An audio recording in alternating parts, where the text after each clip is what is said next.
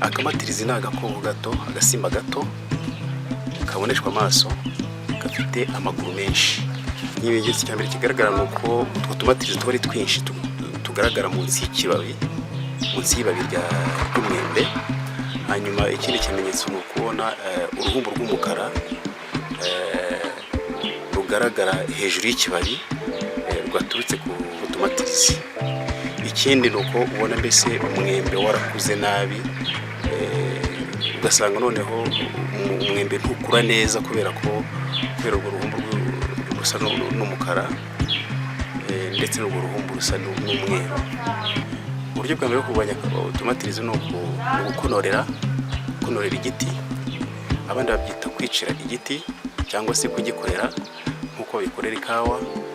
Ni uburyo bushingiye ku kugabanya amashami y'igiti kirwaye, umuntu agamije kugira ngo izuba ryinjire mu giti, noneho rya zuba rigende rigabanye ubuhehere, kubera ko ubuhehere ubwabwo ari bwo butuma ka kamatirizi gashobora kubaho cyangwa gashobora kubyara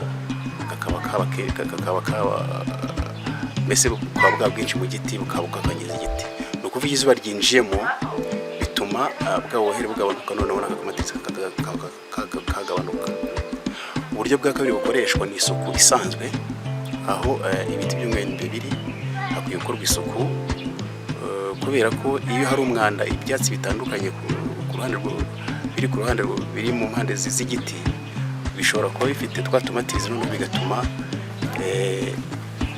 bigatuma noneho utwo tumatirizi dushobora n'ubundi kuzakomeza kubaho tukazangiriza icyo giti. Ubundi buryo bukoreshwa ni ugukoresha imiti. Hari imiti ikoreshwa insecticide, ku buryo umuntu ayikoresha agayitera mu giti, akayitera cyane cyane munsi y'amababi y'umwembe, noneho ya miti ikaba yakwica twa tumatirizi.